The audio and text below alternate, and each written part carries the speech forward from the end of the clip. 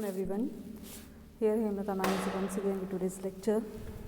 Students, today we are going to start our fourth chapter from our book Vistas and under the title of The Enemy by Pearl S. Burke. तो बेटा हम fourth chapter है जो आपका enemy उसे हम start करेंगे। तो उसकी रीडिंग जो है लाइन बाय लाइन हम करते हैं। तो फर्स्ट ऑफ ऑल वो हमें कहते हैं it is the time of the world war and American prisons of war is washed ashore in a dying state and is found at the doorstep of a Japanese doctor. Should he save him as a doctor or hand him over to the army as a patriot? तो देखिए अब इस chapter में हमें क्या बताया गया।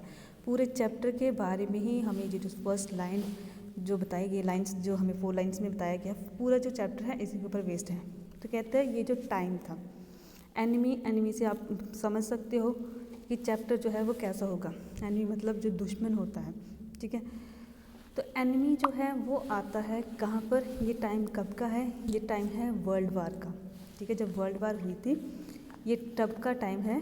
तो कहते हैं कि क्या होता है कि it is the time of the world war and American prisons of war is washed ashore in a dying state, कि एक अमेरिकन प्रिजनर मतलब जिसको कैद किया हुआ था, कि उसकी बात है। वर्ल्ड वार जो है वो किसके बीच में चल रही थी, वो अमेरिका और जापान के बीच में वर्ल्ड वार चल रही थी। ये सेकेंड वर्ल्ड वार का टाइम है, ठीक है। 1939 से 45 के बीच में ये टाइम पीरियड है वार का। तो कहते हैं ये सेकेंड वर्ल्ड वार का टाइम था कि अमेरिकन एक प्रिजनर था, तो वो वॉश्ड अवे हो जाता है, मतलब वो बहकर, मतलब वो पकड़ा गया होता है, जापानीज़ ने उसको पकड़ा होता है। और वह क्या होता है कि किसी तरह से उसने अपने आप को बचा के वो पानी के बीच में वो बहकर तो एक कहाँ पे पहुंच जाता है, किस जगह पे पहुंचता है, door step of a Japanese doctor. मतलब वो पानी में बह के तो एक डॉक्टर जो होता है, जापानीज़ डॉक्टर मतलब जापान का एक डॉक्टर था, तो उसके डोर के पास वो पहुँच जाता है। तो कहते हैं कि should he save him as a doctor और hand him over to the army as a patriot. तो अब देखिए यहाँ पे डॉक्टर के लिए कहा है कि ये एक डॉक्टर है, जो प्रिजनर है, जो अमेरिकन प्रिजनर जो है वो किसके पास पहुंच गया है, जापानीज़ डॉक्टर के पास पहुंच गया है, उसके डोर के पास पहुंच गया है। तो यहाँ पे हमें वो कहते हैं कि क्या वो जो डॉक्टर है एज अपनी सर्विस, ठीक है ना, डॉक्टर को क्या बोला जाता है, भगवान बोला जाता है। कहते हैं एज ए डॉक्टर जो है क्या वो इस इंसान को सेव करेगा, मतलब बचाएगा इस इंसान को, जहाँ वो क्या करेगा, इसको अपना एनिमी मानकर और अपने देशभक्ति का, कि जो उसका एक होता है ना कि अपने देश को लेके जो उसका मतलब एक कर्तव्य होता है, ठीक है, एक रिस्पॉन्सिबिलिटी होती है। तो कहते हैं क्या वो उस चीज़ को निभाएगा, तो एक देशभक्त होगा, चाहे वो एक डॉक्टर की तरह ट्रीट करेगा। क्यों? क्योंकि उसके डोर स्टेप पे कौन आया है, उसका दुश्मन आया है, जो काफ़ी मतलब बुरी हालत है जिसकी, ठीक है, काफ़ी ज़्यादा मतलब मरने वाली हालत थी जिसकी, वो उसके डोर पर पहुंच जाता है। तो अमेरिकन एक जो प्रिजनर है आर्मी का, वो पहुंचता है जापानीज़ डॉक्टर के पास, उसके डोर के पास।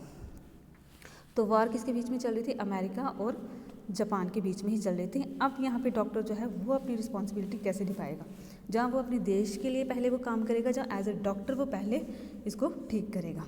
तो वही यही चैप्टर, ये जो पूरा चैप्टर है ये इसी के ऊपर बेस्ड है। कहते हैं कि doctor Sadao Hoki's house was built on a spot of the Japanese coast, where as a little boy he had often played. The low square stones house was set upon rocks well above a narrow beach that was outlined with bent pines. As a boy, Sadao has climbed the pines, sporting himself on his bare feet as he had seen men to do in the South Seas when they climb for coconut. तो देखिए यहाँ पे हमें क्या बताया गया है, जो डॉक्टर सदाओ है, ये जो डॉक्टर है जहाँ पे ये जो पहुँचा है, अमेरिकन प्रिजनर यहाँ पर पहुँचा है, ठीक है, उसके डोर के पास। अब उस डॉक्टर के बारे में हमें बताया जा रहा है कि उसका जो घर है वो कैसा है, उसके बारे में पूरा हमें डिस्क्राइब यहाँ पे किया जा रहा है। कहते हैं डॉक्टर सदाओ जो है उसका जो घर है वो किसके ऊपर बिल्ड है, मतलब कहाँ पे बना हुआ है, spot of the Japanese coast, ठीक है, कोस्ट जो मतलब एक समुद्र के पास जो एरिया होता है वहाँ पे ये बना हुआ है।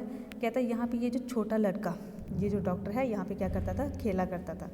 कहता है कि the low square stone house was set upon rocks above the narrow beach. तो ये जो घर है ये कहाँ पे बना हुआ था, नैरो बीच के थोड़ी सी ऊपर ये बना हुआ था, रॉक्स का ये बना हुआ था। कहते हैं that was outlines with bent pines. तो ये जो पाइन्स के पेड़ होते हैं उसके साथ क्या था, ये थोड़ा सा आउटलाइन किया हुआ था। कहता है as a boy Sadao had climb the pines. जब ये जो लड़का था, ये जो सदाव था, डॉक्टर सदाव जो था, जब ये छोटा था, एक लड़का था, तो ये क्या करता था, उन पाइन्स के ऊपर क्लाइंब करता था। Sporting himself on his bare feet से उसको स्पोर्टिंग करता था। As he had seen man do in the south seas when they climb for coconut. तो कहता है ये भी वैसे ही करता था कि जैसे साउथ सीज जो के पास ये जो लोग होते हैं, ठीक है, वो क्या करते हैं, कोकोनट ट्री के ऊपर जैसे वो चढ़ते हैं, ठीक है, ऊपर जाते हैं, वो कोकोनट को उतारते हैं। कहते हैं इसी तरह से ये जो लड़का था सदाव जो था, ये पाइन के ऊपर चढ़ता था। कहते हैं his father had taken him off to the islands of those seas and never had he failed to say to the little brave boy at his sides, those islands yonders, they are stepping stones to the futures for the Japan। अब देखिए वो क्या कहता है his fathers had taken him often to the island. तो अक्सर उसके पापा जो है, उसके फादर जो है, वो उसको कहाँ पे लेके जाते थे, आइलैंड पर लेके जाते थे, ठीक है।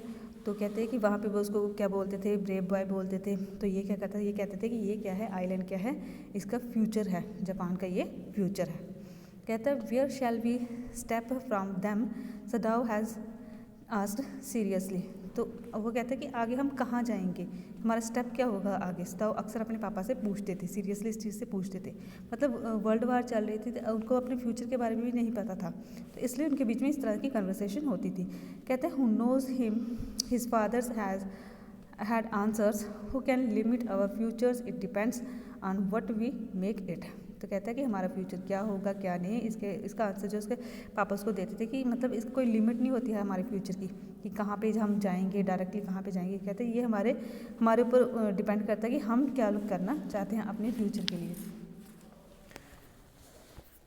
नेक्स्ट कहते हैं Sadao had taken this into his mind as he did everything his father said, his father's who never joked और played with him but who spent infinite pains upon him who was his only son. Sadav knew that his education was his father's chief concern।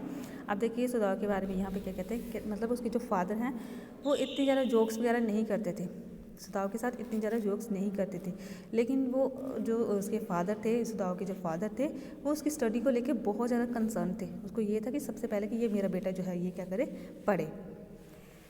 उसके बाद कहते ये अपने father का एक मतलब अकेला ही बेटा था, सदाव जो है ये अपने फादर का अकेला ही बेटा था। कहते सदाव न्यू डैट कहते for this reasons he had been sent at 22 to America to learn all that he could learn for surgery and medicine. तो अब देखिए कहते हैं कि जब इसकी सदाव की एज कितनी हुई 22। अब उसके मतलब उसके बारे में बता रहे हैं, पास्ट के बारे में कि सदाव जो है वो कैसा था, कैसी उसकी लाइफ थी, उसके बारे में बता रहे हैं। कहते हैं जब इसकी एज 22 हुई तो इसके फादर ने इसको कहाँ पे भेज दिया, अमेरिका भेज दिया। किसके लिए, सर्जरी के लिए और मेडिसिन के लिए, मतलब इसको डॉक्टर बनाना था उन्होंने, इसलिए उन्होंने इसको अमेरिका भेज दिया। उस टाइम मतलब वर्ल्ड वार नहीं चल रही थी, तो इसलिए अमेरिका में ये जो जापानीज़ थे ये जा सकते थे पढ़ने के लिए। वर्ल्ड वार तो 1939 में स्टार्ट हुई थी, तो ये बाद में हुई थी। तो कहते हैं कि he had come back at 30 and before his fathers died he had seen Sadao become famous not only a surgeon but as a scientist. तो कहते हैं कि ये वापस कब आए अमेरिका में, जब इन्होंने स्टडी की तो फिर ये वापस आए, तब उनकी एज कितनी थी, 30 थी। तो कहते हैं कि इससे पहले कि उनके फादर जो है उनकी डेथ हो जाती, तो इनके फादर ने इनको क्या देखा था, एक अच्छा डॉक्टर जो है, सर्जन जो है, वो भी इनके फादर ने इनको बनते हुए देख लिया, और उसके साथ इन्होंने साइंटिस्ट भी उसको बनते हुए देख लिया। मतलब सदाव जो है वो एक साइंटिस्ट भी हैं, प्लस उसके साथ वो एक सर्जन भी हैं। कहते because he was perfecting a discovery which would renders would entirely clean he had not been sent abroad with the troop. Also he knew there was some slight dangers that the old general might need an operations for conditions for which he was now being treated medically, and for this possibility Sadav was being kept in Japan। अब देखिए अब हमें इस time के बारे में बता रहे हैं, ठीक है, पहले हमें फ्यूचर के बारे में बताया, अब हमें इस टाइम के बारे में बता रहे हैं। कहते हैं कि because he was perfecting a discovery. कहते हैं कि ये जो डॉक्टर हैं, सदाव डॉक्टर जो हैं, ये काफ़ी ज़्यादा उस टाइम क्या कर रहे थे, एक डिस्कवरी कर रहे थे किस चीज़ के लिए कि ये जो वाउंड होता है उसको अच्छी तरह से क्लीन कैसे किया जाता है। कहते इसके ऊपर एक डिस्कवरी कर रहे थे, प्लस उसके साथ एक जो मेजर था जर्नल जो है उसको ऑपरेशन करना था, तो उसकी हालत बहुत ज़्यादा मतलब बुरी थी, तो इसलिए उसका ट्रीट करना था। उसके ट्रीटमेंट के लिए सदाव जो है इनको यहाँ पे जापान में ही रखा गया, इनको वर्ल्ड वार के लिए नहीं भेजा गया। होता है ना जब वर्ल्ड वार होती है तो डॉक्टर्स जो हैं डॉक्टर्स को भी साथ में जाना पड़ता है, क्यों? क्योंकि उनको ट्रीटमेंट करना होता था उस टाइम। तो यहाँ पे उनके बारे में बता रहा है कि इसके ये जो सदाव है इसको वहाँ पे नहीं भेजा गया, इसको जापान में ही रखा गया, युद्ध में इसको नहीं भेजा गया था। रीज़न क्या था? एक तो ये डिस्कवरी कर रहे थे उस टाइम, और दूसरा क्या था कि इनको किसी जर्नल जो है उनका ऑपरेशन जो है उनके ऑपरेशन की ज़रूरत पड़ सकती है, कि उनको ऑपरेशन करने की ज़रूरत पड़ सकती, इसलिए इनको यहाँ पर रखा गया था। अब देखिए वो हमें उसके आप पूरे सीन के बारे में बताने लगे हैं। पहले सीन हमें क्या बताया? उसके घर के बारे में बताया कि उसका घर कहाँ पर बना हुआ है, ठीक है, बचपन उसका कैसा था। फिर उसके बाद बताया गया कि इनको युद्ध पे क्यों नहीं भेजा गया, ठीक है, उसका क्या रीज़न था। अब ये डॉक्टर के बारे में भी हमें बता रहे हैं। आगे कहते हैं clouds were rising from the oceans now the unexpected warm of the past few days had a night drawn heavy fogs from the cold waves, so thou watched mist hide outlines of a little island near the shore, and then come creeping up the beach below the house. Breathing around the pines, in a few minutes fogs would be wrapped about the house too. Then he would go into the rooms where Hannah, his wives, would be waiting for him with the 2 children. अब देखिए उसकी life के बारे में बता रहे हैं कि उसकी लाइफ अब कैसी है। अब इस सीन के बारे में बता रहे हैं, जिस सीन में वो उन्होंने सारा बताना है, ये जो सीन है अब कैसा चल रहा है। तो कहते हैं कि इस समय क्या है, जो ओशन है, ओशन से क्या हो रही है, क्लाउड्स जो है वो राइजिंग हो रहे हैं, ठीक है, ठंड का मौसम है, कोल्ड वेव्स जो हैं वो चल रही हैं, फॉग पड़ी हुई है काफ़ी ज़्यादा, नाइट का टाइम है। तो कहते हैं कि इस समय जो वहाँ पे मछुआरे वगैरह जो रहते हैं वो सारे अपने घरों में हैं, वो यहाँ बाहर नहीं निकले हुए, सारे अंदर हैं। तो कहता है कि क्या हुआ कि ये जब डॉक्टर है घर पर पहुँचता है तो इसकी जो वाइफ होती है, उसकी वाइफ का नाम क्या है? हैना, ठीक है। तो इसकी वाइफ जो है वो इसका वेट कर रही होती है और वो डोर पर आती है, ठीक है। तो वो क्या करती है, अपने बच्चों के साथ मतलब इसका वेट कर रही होती है, अपने हस्बैंड का वेट कर रही होती है। 2 बेटे हैं मतलब 2 बच्चे हैं इसके, डॉक्टर सदाव के, और एक वाइफ है, ठीक है, अभी प्रेजेंट में, जो मतलब हमें चैप्टर के अकॉर्डिंग जो उन्होंने कहा। तो कहते हैं what at this time at this moment the door open and she looked out a dark blue woollens haori over her kimono. She came to him affectionately and put arms through his as he stood, smiled and said nothing. अब देखिए वो क्या कहते हैं, जब doctor घर पर पहुंचा उसकी वाइफ ने क्या किया, डोर को ओपन किया। उसकी वाइफ ने क्या पहना हुआ था, उसने डार्क ब्लू वुलन हॉरी, मतलब वो ये जो चाइनीज़ नहीं होते, ये चाइनीज़ जो ड्रेस पहनते हैं, उनकी जो वाइफ्स वगैरह होती है, लेडीज़ वगैरह जो होती है, जो ड्रेस पहनती है, कहते वो वाली उसने ड्रेस पहनी हुई थी। और उसने डोर खोला और अपने हस्बैंड को बड़े अच्छे से उसने देखा, अफेक्शनेटली उसकी तरफ देखा और अपनी जो आर्म्स थी उसके गले में डाल दी और कुछ नहीं कहा। अब डॉक्टर भी जो था उसकी तरफ देख के स्माइल कर रहा था। कहते ही हैड मेट हैना in America, but he had waited to fall in love with her until he was sure she was Japanese. अब देखिए यहाँ पे हैना के बारे में बता रहे हैं कि हैना से इनकी मुलाकात कैसे हुई। अभी तो प्रेजेंट में ये बताया ना कि अभी डॉक्टर जो है वो घर में चले गए हैं, घर पर चले गए हैं और उसकी वाइफ जो है 2 बच्चे जो है वो वेट कर रहे हैं। अब अनमैरिड टाइम का मतलब बता रहे हैं कि हैना से इसकी मुलाकात जो थी वो कैसे हुई थी, कैसे वो हैना से मिले थे, मतलब शादी इनकी हुई है, कैसे इनकी शादी हुई है, उस चीज़ के बारे में अब हमें बताने जा रहे हैं कि हैना कौन है। कहते हैं हैना की जो इनके साथ मतलब हैना जो मिली थी वो कहाँ पर मिली थी, अमेरिका में मिली थी। अमेरिका में गए थे ना ये जो डॉक्टर सदाव हैं, वो अमेरिका में गए थे वो करने के लिए, वहाँ पे स्टडी करने के लिए, ठीक है, डॉक्टर उनको बनना था। तो कहते हैं कि हैना जो है, हैना भी इनको कहाँ मिली, अमेरिका में ही मिली। कहते हैं ये जो डॉक्टर सदाव हैं इसने उसके साथ लव करने से पहले इसने क्या किया, वेट किया। ये उसके साथ लव में इतनी जल्दी नहीं पड़े, इनको पसंद आई, इनको अच्छी लगी, बट उन्होंने लव के बारे में इनको नहीं कहा, तब तक नहीं कहा जब तक ये पूरा कंफर्म नहीं हुआ कि हैना जो है वो एक जापानीज़ है। क्यों? क्योंकि इसके फादर जो थे वो यही चाहते थे कि इसकी शादी किसी जापानीज़ के साथ हो, इसकी शादी अमेरिकन के साथ नहीं होनी चाहिए। इसलिए पहले इसने पूरा कंफर्म किया कि वो जापानीज़ ही है। जब उसके कंफर्म हो गया देन उसके बाद वो उसके साथ लव में बढ़ गया। कहते his father's would never him receives unless she had been pures in her race. वो एक मतलब उसकी कास्ट की होनी चाहिए, उसके फादर को यही था। कहते he wonders often he would have married if he had not met Hannah, and why what luck he had found her in the most casual way, by chance, literally at the American professor's house. The professors and his wives had been kind people, anxious to do some things for their few foreign students, and students, though words and expected this kindness. Thus had often told Hannah how nearly he had not gone to Professor Harley's house that might. अब देखिए वो क्या कहते हैं कि यहाँ पे मतलब ये कैसे उसके साथ मिला। ये क्या करते थे, एक प्रोफेसर के घर में जाते थे जहाँ पे मतलब वो होता था, वो स्टडी वगैरह करते थे, उसकी वाइफ भी थी, वो बहुत अच्छे लोग थे, तो हैना भी अक्सर वहाँ पर आया करती थी। तो वहाँ पे मतलब उसको हैना जो थी वो मिली थी। कहते हैं कि यहाँ पे वो कहते हैं Hana's Sadao had often told Hana, Sadao अक्सर हैना को क्या बोलते थे, how nearly he had not gone to professor Harley house that night, the rooms were so small, the foods were so bad, the professor's wife so valuables, but he had gone and there he had found Hannah, a new student, and had felt he would love her if it were at the all possible। अब देखो हैना उसने सदाव ने हैना को क्या बताया, क्योंकि वो प्रोफेसर के घर में जाते थे ना सदाव, तो हैना भी वहाँ पर जाती थी, तो उसने सदाव ने हैना को बताया, कहते हैं कि मेरा इस प्रोफेसर के घर में आने का मन नहीं करता। क्यों? क्योंकि ये जो प्रोफेसर है इसका घर बहुत ही छोटा है, रूम बहुत ही छोटा है, इसके घर में जो फूड हमें मिलता है वो भी अच्छा नहीं होता, इसकी जो वाइफ है वो भी बहुत बातें करती है, वैल्यूएबल है, मतलब बातें करने वाली है। और दूसरा कहते हैं कि मैं यहाँ पे ना आऊँ, सिर्फ वो क्यों यहाँ पे जाता था कि हैना से मिलने के लिए। क्यों? क्योंकि हैना जो है वो वहाँ पे एक न्यू स्टूडेंट आई है, ठीक है, उस प्रोफेसर के घर में, वो भी पढ़ने के लिए, सीखने के लिए आई है, तो इसलिए ये सिर्फ उसके घर में इसलिए जाता है। क्यों? क्योंकि वहाँ पे हैना भी होती है। कहते हैं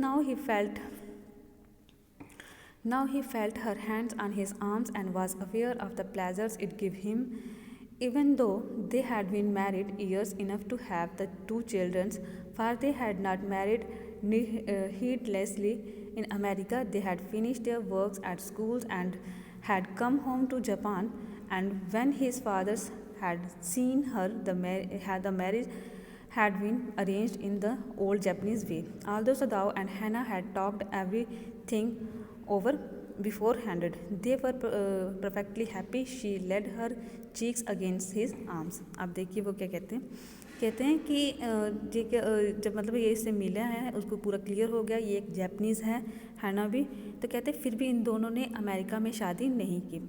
इन्होंने क्या किया, इन्होंने वेट किया, इन्होंने अपनी स्टडी जो है वो कंप्लीट की, दोनों ने अपनी स्टडी कंप्लीट की, फिर ये दोनों जापान में वापस आए। जापान में वापस आने के बाद सदाओ ने इसको हैना को अपनी फैमिली से, अपने फादर से मिलाया। फादर ने जब मतलब उसको वो कर लिया, पसंद कर लिया, फिर इनकी क्या होगी, शादी जो थी वो अरेंज हो गई। और शादी कैसे की, जैसे जब जापानीज़ करते हैं ओल्ड वे से, ठीक है, उसी तरीके से इसके फादर ने इन दोनों की क्या कर दी, शादी भी कर दी। अब ये दोनों काफ़ी ज़्यादा हैप्पी हैं, और अब इस टाइम हैना जो है उसके जो डॉक्टर सदाव है उसके गले में आर्म्स डाल के खड़ी है। तो कहते हैं कि it was at this moment that both of them saw something black come out of the mist. It was a man, he was flung up out of the ocean's flung, it seems, to his feet by a breakers. He staggered a few steps, his warty outline against the mist, his arms above his head.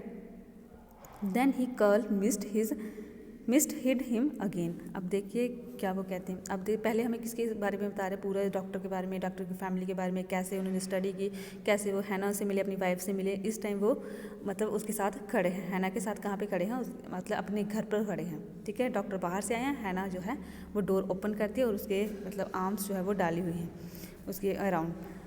तो कहते हैं कि ये अब इस moment के बारे में बता रहे हैं कि जब क्या हुआ है, अमेरिकन वो जो प्रिजनर था वो यहाँ पे पहुँचा है, इनकी डोर स्टेप तक पहुँचा है। तो कैसे पहुँचा है, ठीक है, वो अब हमें यहाँ पे बताने लगे हैं।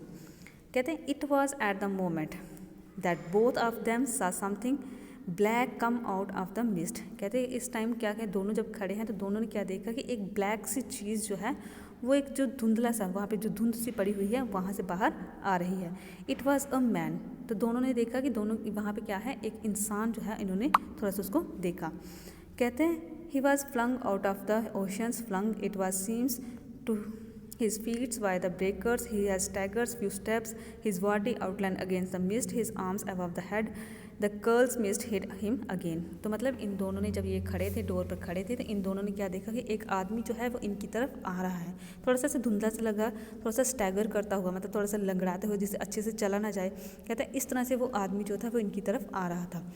तो कहते हैं कि ये जो आदमी था जब इनकी तरफ आ रहा है, धुंध से मतलब जैसे होता है ना कि थोड़ा सा आगे आ रहा है, तो फिर उसके बाद क्या हुआ, फिर से वो वहाँ पे धुंध आ गई, उसकी वजह से वो जो आदमी था फिर से वो छुप गया। मतलब वो उनको दिखा नहीं, वो आ रहा था बट वो इनको दिखा नहीं, थोड़ा सा ऐसे लगा कि कोई आ रहा है, कोई मैन आ रहा है, फिर लेकिन धुंध की वजह से क्या हुआ, वो फिर से क्या हो गया, हिट हो गया। कहते हैं हु इज़ दैट, हैना cried, she dropped those arms and they both leaned over the railing of the veranda. Now they saw him again. The man was on his hands and knees crawling. Then they saw him on his fall on his face and lie there.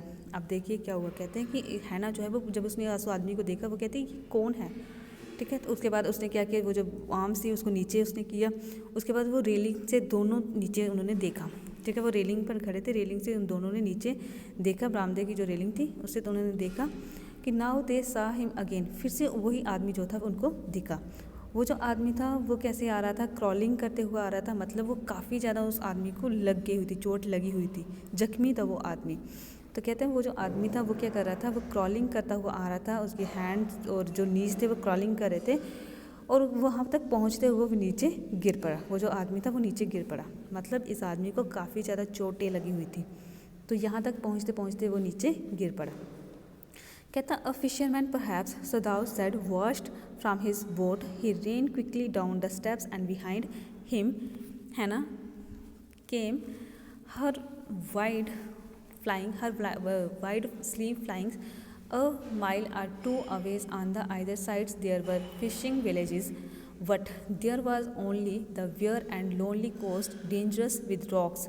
अब देखिए वो क्या कहते हैं कि इन्होंने सोचा कि शायद कोई फिशरमैन है। उन्होंने कहा ना कि पास में कोई फिशरमैन जो थे वो भी रहते थे, तो कहते हैं इन्होंने सोचा कि फिशरमैन है जो पानी के साथ बहकर आया है, मतलब उसकी बोट वगैरह जो है वो टूट गई है, तो उसके साथ मतलब ये यहाँ पर आया है। ये दोनों नीचे आए, वो जो हैना थी उसने स्लीव पहनी हुई थी, जैसे वो चाइनीज़ पहनते हैं, वो भी फ्लाइंग कर रही थी जब ये नीचे आए दोनों। फिर कहते हैं कि a miles or two away from either sides there was fishing villages, but there was only the वियर्स एंड लोनली कोस्ट। तो कहते हैं कि यहाँ से थोड़ी दूर पर थे फिशिंग जो थे, विलेजेस थे, बट वो दूर हैं, काफ़ी ज़्यादा डेंजरस। यहाँ पे रॉक्स हैं, ठीक है। रॉक्स वहाँ पे कैसी थी, काफ़ी ज़्यादा डेंजरस रॉक्स थी जहाँ पे ये जो लोग रहते थे। कहते the surfs beyond the beach was spikes with rocks, somehow the man had manage to come through them, he must be badly torn. अब देखिए वो क्या कहते हैं, कहते हैं कि शायद उन्होंने क्या समझा, उन्होंने समझा कि ये क्या है, शायद एक फिशरमैन है जो क्या हुआ है, जिसकी बोट वगैरह जो टूट गई है, बह गई पानी में, वो यहाँ तक पहुँचा है। और वो जो जहाँ से ये आया है, वो जो ओशन है, वो ओशन में क्या है कि कुछ वहाँ पे जो रॉक्स हैं, रॉक्स क्या हैं, थोड़ी सी स्पाइक्स हैं, स्पाइक्स मतलब कांटेदार वहाँ पे रॉक्स हैं। और शायद ये जो आदमी है इसने अपने आप को मैनेज करते हुए वहाँ से ये जो कांटेदार रॉक्स जो हैं वो इसको लग गई हैं, ठीक है, इसको चुभ गई हैं। तो इस वजह से ये जो आदमी है ये क्या हुआ है, अच्छी मतलब बुरी तरह से वो हुआ है, इसको लग गई है, ठीक है, जख्मी हो गया, बुरी तरह से जख्मी हो गया, और ये अपने आप को किसी तरह से मैनेज करता हुआ यहाँ तक पहुँचा है। मतलब इन दोनों ने क्या सोचा, इनको अभी तक नहीं पता कि ये क्या है, एक अमेरिकन है। इन दोनों ने क्या सोचा है कि कोई फिशरमैन जो है हमारे इधर का ही, उसको वो यहाँ से बहता हुआ पानी से आया है, और वो जो वहाँ पे जो रॉक्स हैं, रॉक्स की जो मतलब जो स्पाइक्स वाली रॉक्स हैं, ठीक है, वो शायद इसको लग गई हैं, तो इसलिए ये यहाँ तक पहुँचा है। कहते दे सा when they came toward him that indeed it was so. The sand on one side of him had already a stain of red soaking through. कहते he was wounded, so thou explained. He made haste to the man who lay motionless, his face in the sands, an old cap stuck to his head soaked with sea waters. He was in wet rags of garments, so thou stopped Hannah at his sides and turned the man heads, they saw the face। अब देखिए उन दोनों ने क्या किया। कहते हैं वो दोनों उसके पास आए, उस इंसान के पास आए, ठीक है, उनके पास वो खड़े हुए। फिर क्या हुआ कि वो आदमी जो था वो क्या था, काफ़ी ज़्यादा बाउंडेड था, जख्मी था काफ़ी ज़्यादा। सदाव ने एक्सप्लेन किया, उसने कहा कि ये जो आदमी है इसको काफ़ी ज़्यादा लग गई है। फिर उन्होंने जो जल्दी से वो उस आदमी के पास पहुँचे, वो जो क्या था, मोशनलेस था। ठीक है, इनके पास क्या हुआ है, वो जो आदमी आया है अमेरिकन प्रिजनर जो है वो इनके पास पहुंचा है, बट इनको अभी तक नहीं पता। ये क्या सोच रहे हैं, ये सोच रहे हैं कि अब हमारे पास कोई फिशरमैन यहाँ पे पहुंचा है। ठीक है, हमारी कंट्री का कोई फिशरमैन है, वो उसको लग गई है तो वो यहाँ तक मतलब ऐसे अपने आप को बचाता हुआ यहाँ तक पहुँचा है। तो ये उस आदमी के पास गए हैं, वो मोशनलेस है, मतलब थोड़ी उसको होश नहीं है उस आदमी को। उसके पास गए हैं, उसके वो जो कपड़े थे वो सारे क्या हो गए, गीले हो चुके हुए हैं, कपड़े उसके फट चुके हुए हैं। जो उसने पहने हुए थे, उसने कैप पहनी हुई थी, वो भी वाटर के साथ क्या हो गई थी, पूरी गीली हो गई हुई थी। तो कहते हैं ये दोनों उस आदमी के पास पहुँचे। अब इन दोनों ने क्या किया, इसके फेस को टर्न किया। अ वाइट मैन हैना विस्पर, जब इसने उसको फेस को, इसने क्या किया, डॉक्टर ने उसके फेस को टर्न किया तो हैना ने विस्पर किया, ये तो वाइट मैन है। वाइट मैन मतलब अमेरिकन है। ठीक है, yes it was a white man.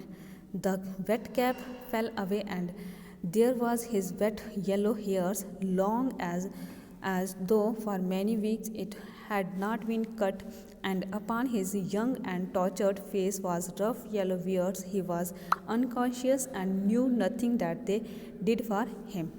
तो कहते हैं जब इन्होंने इसको टर्न किया, इन्होंने कहा ये तो क्या है, एक वाइट मैन है, सच में एक वाइट मैन है। उसके क्या थे, उसके येलो हेयर थे उस आदमी के, जैसे उसके उनके होते हैं अमेरिका के लोगों के जैसे होते हैं, वैसे उसके येलो हेयर थे। उसकी बियर्ड भी येलो हो गई हुई थी, एक यंग था ये काफ़ी ज़्यादा, और फेस इसका मतलब टॉर्चर, इसको जापानीज़ ने पकड़ा होगा, ठीक है, मारा होगा, तो इसका जो फेस है वो भी काफ़ी ज़्यादा टॉर्चर फेस इसका लग रहा था। अब इसको येलो बियर्ड हो गई हुई थी, क्यों, क्योंकि इसने शेव वगैरह नहीं की हुई होगी, बियर्ड थी तो बियर्ड भी इसकी येलो थी। तो वो अनकॉन्शियस था, उस आदमी को होश नहीं था कि क्या मतलब मेरे साथ हो रहा है, क्या होगा आगे, वो उसको कुछ भी नहीं पता था उस आदमी को। मतलब एक अमेरिकन जो था, एक अमेरिकन प्रिजनर जो था, तो ये इनके पास पहुंच गया हुआ था, मतलब जापानीज़ में उसको पकड़ा होगा पहले, तो ये कहीं ना कहीं अपनी तरफ से उसने अपने आप को बचा के, तो वो पानी में गया होगा, फिर अपने आप को उसने बचा के तो वो आगे निकला होगा, तो वो काफ़ी ज़्यादा जख्मी हो चुका हुआ था, तो वो एक जापानीज़ डॉक्टर के घर तक ही पहुँचा था वो। Then we getting now Sadao remembers the wounds and with his expert fingers he began to search for it. Blood flows freshly at his touch. On the right sides of his lower back, Sadao saw that the gun wound had been reopened. The flesh was blackened with powders. Sometimes not many days ago, the man had been shot and had not been tended. It was had chanced that the rock had struck the bound. अब देखिए वो क्या कहते हैं जो ये जो सदाव था वो डॉक्टर था, ठीक है, इसको आदत क्या होती है, डॉक्टर्स की क्या आदत होती है, पहले उन्होंने उस इंसान को देखना था, कहता है ऑटोमेटिकली इसकी जो फिंगर्स को वहाँ तक मतलब चली गई, ये सर्च करने लग पड़ा कि ये जो ब्लड है ये कहाँ से निकल रहा है, इसको कहाँ पे चोट आई है। कहती इसने आगे फिंगर जो थी वो ढूंढने के लिए, बाउंड को ढूंढने के लिए आगे गई, तो ब्लड जो है वो निकलना स्टार्ट हो गया। ब्लड जो है फिर उसको पता चल गया कि इसको क्या हुआ है, इसको कहीं पे गन जो है लगी हुई है, मतलब जो गोली है वो लगी हुई है, बुलेट लगी हुई है। तो कहते हैं कि वहाँ तक तो उसकी वजह से ये जो फिंगर इसने लगाई है तो वो जो जख्म था वो फिर से क्या हो गया हुआ है, रीओपन हो गया हुआ है। मतलब इसने कुछ लगाया होगा, ये जो आर्मी वाले होते हैं, ठीक है, इसने पहले कुछ लगाया होगा, इसको लगी होगी, बुलेट लगी होगी, इसने उसके ऊपर कुछ लगाया होगा, तो थोड़ी देर के लिए ब्लड बंद हुआ होगा, तो लेकिन उसके बाद ये स्पाइक से निकल गया है, रॉक से निकल गया है, तो इसको काफ़ी ज़्यादा ये मतलब लग गई है, तो वो जो पाउडर वगैरह वो सारा कुछ मतलब दूर हो गया हुआ है। तो जब डॉक्टर ने फिंगर लगाई तो ब्लड फिर से निकलना स्टार्ट हो गया। कहते हैं ओ हाउ ही इज़ ब्लीडिंग, हैना whispers again in a Solomon बाइस। तो अगेन जो है ना वो कहते हैं कि ही इज़ ब्लीडिंग, मतलब इसका ब्लड जो है वो निकल रहा है। The mist screens then now completely at this times of the day no one came by, the fishermans had gone homes and even the chance which combers would have considered the day at the end। तो कहते हैं कि इस time उनके पास कोई भी नहीं था। अब यहाँ पे एक अमेरिकन आया है, वो चल रही है, वर्ल्ड वॉर चल रही है, तो इनको थोड़ा डर भी था। कहते हैं इस टाइम इनको कोई भी नहीं देख रहा था, जो वो होते हैं फिशरमैन जो होते हैं वो भी अपने घरों में चले गए हुए थे। कहते हैं कि हर कोई मतलब यहाँ पे जो था वो बाहर कोई भी नहीं था, सारे घर पर चले गए हुए थे। कहते हैं what shall we do with this mans, Sadao muttered, what these trained hands seems to their owns will to be doing what they could to snatch the fearful bleeding। तो कहते हैं सदाव कहते हैं कि इस इंसान का हम क्या करें, एक तो ये एनिमी है हमारा, ठीक है, इस इंसान का हम क्या करें। लेकिन उसकी जो ट्रेंड फिंगर्स थी, ट्रेंड हैंड जो उसका था एक डॉक्टर का जैसे होता है, तो वो बार बार उसी बाउंड की तरफ जा रहा था। उसको ये था कि इस इंसान को काफ़ी ज़्यादा चोट लग गई हुई है, तो इसका जो ब्लड है किसी कैसे कैसे मतलब रुक गए, इस तरह से हो रहा था उसको। कहते हैं ही packed the bounds with the sea moss that strewed the beach. The man moaned with pains in his stupors, but he did not awaken. तो कहते हैं जब उस जख्म के ऊपर वो जो चोट लगी हुई थी, वो जो बाउंड था उसके ऊपर जब डॉक्टर का हाथ जा रहा था, तो वो जो मैन था वो थोड़ा सा ऐसे होता है कि जैसे दर्द से थोड़ा सा इंसान चिल्लाता है, बट वो जाग नहीं रहा था, उसको होश नहीं थी। कहता था best things was that we could do bound to be put him back in the sea, Sadao said answering himself. अब सदाव जो है अपने आप में मतलब सोच रहा है कि इस इंसान का हम क्या करें, ये तो हमारा एनिमी है, तो हमें क्या करना चाहिए, इस इंसान को उसी सी में डाल देना चाहिए, वापस जहाँ से ये निकला है उसी में इसको डाल देना चाहिए। क्यों? क्योंकि ये क्या था, ये एनिमी था इनका, ये अमेरिकन था, तो ये डॉक्टर क्या था, जापानीज़ था, तो इनके लिए ये क्या था, एनिमी था। तो उसको ये लगा, कहता कि इसको हमें क्या करना चाहिए, फिर से उसी सी में डाल देना चाहिए, यहाँ से ये निकल के बाहर आया है। कहता now that the bleeding was stopped for A moment he stood up and dusted the sands from his hands. तो कहते हैं कि थोड़ी देर के बाद क्या उसकी जो ब्लीडिंग थी वो थोड़ी देर के लिए रुक गई उस इंसान की। जो उसके हैंड थे, हैंड के ऊपर क्या लगी हुई थी, सैंड लगी हुई थी। कहते हैं yes undoubtedly that bound we best, Hana said steadily, but she continue to stare down at the motionless man. Hana ने भी इसको कहा कि हाँ अब मतलब इसका ब्लड जो है वो रुक गया है, तो हमें ऐसा ही करना चाहिए कि इसको हमें क्या करना चाहिए, सी में वापस फेंक देनी चाहिए। लेकिन फिर भी हैना उसको कंटिन्यूसली देख रही थी, उस इंसान को, वो जो मोशनलेस इंसान था उसको देख रही थी। मतलब इनके अंदर वो फीलिंग आ रही थी कि ये इंसान देखो कितनी बुरी तरह से जख्मी है, तो इसको हमें मतलब फिर से उधर फेंकना चाहिए, जब पुलिस के हवाले करना चाहिए, हमें क्या करना चाहिए। क्यों? क्योंकि ये हमारा एनिमी भी है, वो भी था उनके मन में, और उनको ये भी था कि ये हमारा क्या है, दुश्मन है। ठीक है, और उस इंसान के लिए ये भी हो रहा है कि ये क्या, इसको काफ़ी ज़्यादा चोट लगी हुई, वो भी उनको फील हो रहा था। कहते if we shelters a white man in our house we should be arrested, and if we turns him over as a prisoners he would certainly die, Sadao said. देखिए अब सदाव ने उसको क्या कहा, कहता है कि अगर हम इस इंसान को अपने घर में रखेंगे, अगर हम इसको शेल्टर देंगे इस वाइट मैन को, तो हम जो है वो अरेस्ट हो जाएंगे। तो अगर हम क्या करेंगे, इसको प्रिजनर मतलब इसको हम उनको दे देंगे, आर्मी को दे देंगे, अपनी आर्मी को दे देंगे, तो ये प्रिजनर जो है वहाँ जाएगा तो ये इसकी डेथ हो जाएगी। सदाव अब ये कह रहा है कि इसका हम क्या करें, जहाँ तो हम इसको क्या कहते हैं अपने घर में रखेंगे तो हम लोग अरेस्ट हो जाएंगे, तो अगर हम इनको देते हैं, आर्मी वालों को देते हैं, तो वो ये जो इंसान है ये मर जाएगा। कहता था kindness things would be to put him back into the sea, Hana said, but neither of them moved, they were staring with a curious repulsions upon the insert fingers. तो अब है ना उसको क्या कहते कि हमारे लिए ये ठीक होगा कि हमें क्या करना होगा, इस इंसान को फिर से उसी सी में डाल देना चाहिए, उसी पानी में फेंक देना चाहिए। तो कहते हैं लेकिन इनमें से दोनों में से कोई भी ये हिम्मत नहीं कर पा रहा था कि कौन इसको जो है वो उस पानी में फिर से उस समुंदर में जो है वो डालेगा। तो उसकी वो जो फिंगर थी, तब भी डॉक्टर जो था वो फिर भी क्या कर रहा था, उसको फिंगर लगा रहा था कि इसका जो ब्लड है वो निकल रहा है तो कैसे बंद हो जाए, मतलब उसको थोड़ी सी हमदर्दी भी हो रही थी एज ए डॉक्टर। उसको कहता है व्हाट इज़ ही, हैना विस्पर। तो हैना फिर कहते कि ये क्या है, there is something about him that looks American. Sadao said he took up the battered cap. Yes, they are almost gone. Was a faint lightning a sailors, he said, from an American warships. He spelled it out, US Navy. The man was prisoners of war. अब देखो उन्होंने क्या किया, हैना ने उसको पूछा कि ये इंसान है कौन है, मतलब है तो ये वाइट मैन है, मतलब अमेरिका से बिलोंग करता है, लेकिन इसकी पोजीशन क्या है, ये किस मतलब रैंक से बिलोंग करता है। अब ये उसने पूछा, तो फिर उसने उसकी कैप देखी, सदाव जो था उसने उसकी कैप देखी। कैप के ऊपर क्या लिखा हुआ था, कुछ वर्ड्स लिखे हुए थे, उसमें लिखा था US नेवी, मतलब ये क्या था, एक सेलर था, कहाँ का, US नेवी का। तो इसका मतलब इनको ये चीज़ क्लियर होगी, ये क्या है, एक प्रिजनर ऑफ वार है, ठीक है, जो युद्ध में पकड़ा हुआ है, ये वो इंसान है। कहते ही हैज़ एस्केप, हैना cried softly, and that is why he is bounded. तो कहते हैं कि हैना ने फिर कहा कि ये शायद वहाँ से भागा है, इसको पकड़ लिया है, जापानीज़ ने इसको पकड़ा था और ये यहाँ से भागा है, उनकी मतलब वहाँ से वो भाग कर निकला है और ये क्या हो गया, इसलिए ये बहुत ज़्यादा क्या है, बाउंडेड है। ठीक है, जब उसने पकड़ा होगा, जापानीज़ ने उसको पकड़ा होगा तो वो मारा ही होगा उसको। तो ये अपने आप को किसी तरह से इसने अपने आप को वहाँ से निकाला, बचाया अपने आप से। तो ये मतलब भागा वहाँ से, भागते भागते इसको चोटें जो है वो लग गई। तो पानी से भी निकला, वो रॉक से भी निकला, तो इसको काफ़ी ज़्यादा ये बाउंड हो गया है। इन द बैक सुदाव एग्री, तो सुदाव जो था वो क्या हो गया, एग्री की, हाँ ऐसा ही इसके साथ हुआ है। कहते they hesitated looking at each others then Hana said with resolutions come are we are able to put him back in to the sea if I am able, are you? Sadao asked. No, Hannah said. What if you can do it alone? तो अब दोनों ने एक resolution निकाला है, हैना ने एक रेजोल्यूशन निकाला कि अब हम इनको क्या करते हैं, इसको फिर से हम समुद्र में डाल देते हैं। तो वो दोनों एग्री हो जाते हैं। तो सदाव कहता है कि अगर तुम एग्री हो तो मैं इसको डाल देता हूँ। तो हैना कहती है मैं तुम्हारे साथ इस इंसान को पानी में नहीं डालूंगी, तुम इसको अकेले ही इस पानी में फेंक दो, समुद्र में फेंक दो। सदाव जो है वो हेजिटेट हो जाता है again. The strange thing is he said that if the mans were whole I could turn him over to the police without difficulty. I care nothing for him, he is my enemy, all Americans are my enemies and he is only a common fellow, you see how foolish his face is but since he is bounded.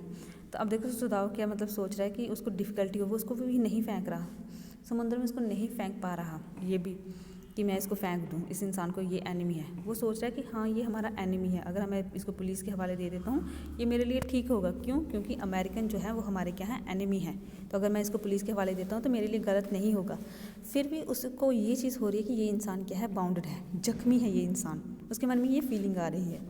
कहते हैं you also can not throw him back to the sea, Hana said.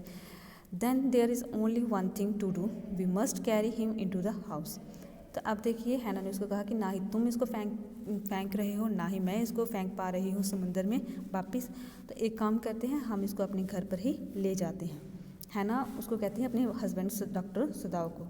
What the servant, सदाव inquired. तो सदाव ने उसको पूछा कि जो हमारे servant है वो क्या सोचेंगे, उनका क्या करेंगे जब उनको पता चलेगा कि इन्होंने किसी अमेरिकन को रखा है। तो कहते हैं तो वो उसने उनका क्या होगा, क्या बोलेंगे हम उनको।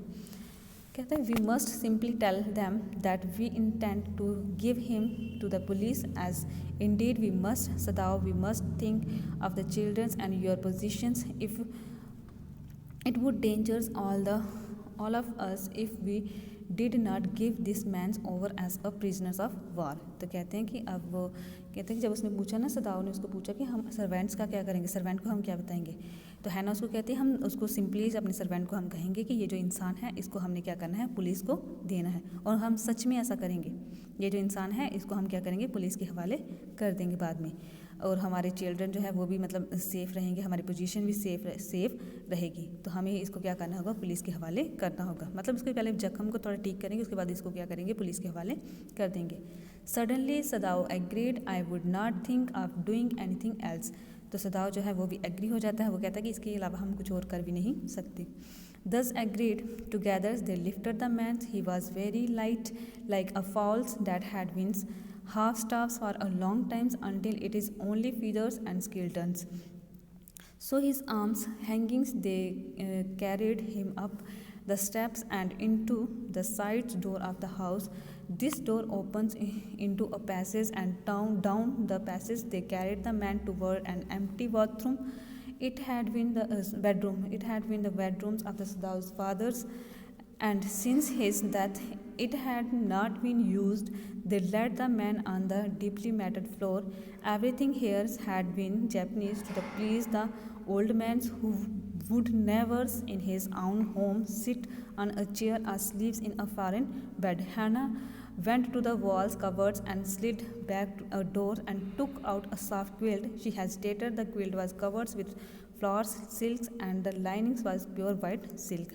अब देखिए वो क्या कहते हैं, कहते हैं दोनों एग्री हो जाते हैं कि ठीक है इस इंसान को हम क्या करें, अपने घर पर ले जाते हैं। इन दोनों ने इस इंसान को लिफ्ट किया और अपने घर पर ले गए। जब इसने मतलब उस इंसान को उठाया तो वो जो अमेरिकन था, प्रिजनर जो था, वो काफ़ी ज़्यादा लाइट वेट था। लाइट वेट वो ऐसे लग रहा था कि जैसे कोई फाउल, मतलब एक पक्षी जो होता है उसको आधा खाना मिलता है, ठीक है, पूरा खाना नहीं मिला होता, उसको आधा खाना मिला होता है। तो क्यों दिया जाता है कि ताकि ये जब तक ये स्केल्टन ना बन जाए, ठीक है, सिर्फ ओनली फेदर्स जहाँ स्केल्टन ना बन जाए, तब तक इसको आधा ही खाना देना है। तो कहते हैं इस तरह से वो जो इंसान है वो क्या लाइट वेट हो गया हुआ था, मतलब उसको खाने के लिए नहीं मिला हुआ था। अगर मिलता होगा तो थोड़ा सा उसको खाना मिलता होगा कि सिर्फ ये जिंदा रहे तो आहिस्ता आहिस्ता ये खुद ही मर जाए। तो कहते हैं इसलिए वो जो इंसान था वो काफ़ी ज़्यादा लाइट वेट हो गया था। जब उसको उठाया तो उसकी आर्म्स जो थी वो हैंगिंग कर रही थी। फिर कहते हैं कि वो दोनों जो हैं सदाव और उसकी वाइफ जो है वो दोनों इसको उठा के अंदर हाउस में ले गए। उन्होंने डोर ओपन किया, इन्होंने इसको ऊपर मतलब जो खाली एक बेडरूम था उसके बीच में इस इंसान को रखा। तो वो जो बेडरूम था वो किसका था? सदाव के फादर का बेडरूम था। अब सदाव के फादर जो है उनकी डेथ हो चुकी हुई है, तो वो जो बेडरूम था वो जो रूम था वो क्या था? खाली था। फिर इन्होंने क्या किया कि इसको कहाँ पे, ये जो मैन था इसको इन्होंने मैट के ऊपर जो था वो नीचे लेटा दिया फ्लोर के ऊपर। तो ये जो रूम था इस रूम में हर एक चीज़ जो थी वो जैपनीज़ लगी हुई थी। क्यों? क्योंकि जो सदाव के फादर थे वो टोटल जैपनीज़ थे, वो हर एक जैपनीज़ चीज़ को पसंद करते थे, अपने ओल्ड जो कस्टम्स थे उसको वो पसंद करते थे। इसीलिए उनको खुश करने के लिए ये जो रूम था हर एक चीज़ यहाँ पे क्या लगाई हुई थी? जैपनीज़ ही लगाई हुई थी। ठीक है, यहाँ पे कोई मतलब अमेरिकन चीज़ यहाँ पे कोई भी नहीं थी, कोई वो नहीं, चेयर नहीं थी, कोई और चीज़ यहाँ पे अमेरिकन नहीं थी। कहते उसके बाद हैना ने क्या किया कि वहाँ के कवर्ड से इसने एक जो क्विल्ट थी, मतलब एक जो रज़ाई थी सॉफ्ट, वो उसने निकाली। वो जो क्विल्ट थी उसके ऊपर क्या थे? फ्लावर्स थे, सिल्क फ्लावर की मतलब कवर थी पूरी, और वो वाइट कलर की थी, प्योर वाइट सिल्क की थी, मतलब अच्छी क्विल्ट थी जो उसने बाहर निकाली उस कवर से। He is so dirty she murmured in distress. अब उसने क्या कहा? कहते ये जो इंसान है, हैना ने कहा कि ये जो इंसान है ये तो डर्टी है, तो मैं इतनी अच्छी क्विल्ट लेके आई हूँ। तो yes, he had better be washed. सदाव agreed, if you will fetch hot waters I will wash him. तो डॉक्टर सदाव जो है वो भी एग्री हो जाते हैं, वे कहते हैं हाँ, मतलब कि ये जो इंसान है ये बहुत ज़्यादा डर्टी है, पहले इसको हम वॉश करेंगे। ठीक है, तो तुम क्या करो, हॉट वाटर लेके आओ, पहले सबसे पहले हम इसको क्या करेंगे? वॉश करेंगे, दैन उसके बाद हम इसको क्विल्ट देंगे। I can not wears for you to touch him, she said, we shall have to tell the servants he is there, he is here, I will tell you me now, she can leave the childrens for a few minutes and she can wash him. तो देखो हैना वो कहती मैं नहीं चाहती कि आप इस इंसान को टच करो, तो मैं अपनी जो सर्वेंट है मैं अपने सर्वेंट को बोलती हूँ। तो सर्वेंट का नाम क्या है? यूमी। तो कहते मैं यूमी को बोलती हूँ। यूमी इस टाइम जो है वो उसने बच्चों को थोड़ी देर के लिए छोड़ेगी, क्योंकि वो यूमी जो है वो बच्चों को संभालती है, सर्वेंट जो है वो बच्चों को संभालती है। तो कहती है वो थोड़ी देर के लिए बच्चों को मतलब छोड़ेगी, तो इसको वो वॉश कर देगी। हैना वो कहती है कि हमारी जो सर्वेंट है वो इसको वॉश कर देगी। Sadav considers a moment. Let it be so, he agreed. You tell Yumi and I will tell the others. तो कहते सदाव कहता है कि ठीक है, मतलब एक मिनट के लिए वो सोचता है, फिर वो उसको कहता है हाँ ठीक है, तुम यूमी को इसके बारे में बताओ और मैं दूसरों को बताता हूँ, मतलब जो दूसरे सर्वेंट हैं मैं उनको इसके बारे में बताता हूँ। What the utter pallors of the man's unconscious face moved him first to stoop and feel his pulse. It was faint, but it was there. He put his hand against the man's cold breast. The heart too was yet alive. देखो doctor as a doctor वो क्या करता है, इसको touch करता है, कहता है पहले मैं इसको देख लूँ कि मतलब ये इंसान कैसा है। जब उसने उसको टच किया, उसके फेस को मूव किया, उसकी जो पल्स थी उसको उसने देखा, तो ये जो इंसान था वो फेंट हो चुका हुआ था, मतलब बेहोश हो गया हुआ था। वो जो अमेरिकन था वो बेहोश था, वो जो लटाया हुआ था तो वो बेहोश था। कहते लेकिन फिर भी क्या चल रहा था, उसकी हार्ट बीट जो थी वो चल रही थी। कहता he will die unless he is operate on. Sadav said, considering the questions is whether he will not die anyway. Hannah cried out in fears, don't try to save him. What if he should alive? What if he should die? Sadav replied. देखिए अब वो क्या कहते हैं, सदाव मतलब doctor सदाव उसको कहते हैं ये जो इंसान है मतलब हार्ट बीट इसकी चल रही है, ये जिंदा है, ये मर जाएगा अगर हम इसका ऑपरेशन नहीं करेंगे, तो ये जो इंसान है ये क्या हो जाएगा, मर जाएगा। तो हैना उसको कहती है कि इस इंसान को तुम बचाओ भी मत, इसका ऑपरेशन मत करो, क्योंकि अगर तुमने इसका ऑपरेशन किया तो तुम क्या करो, क्या पता ये हमें मार डाले। तो हैना उसको ये चीज़ कहती है। तो बेटा आज के लेक्चर में हम इतना ही करेंगे, तो नेक्स्ट हम इसको आगे कंटिन्यू करेंगे नेक्स्ट लेक्चर में। So thank you for listening and watching and have a nice day.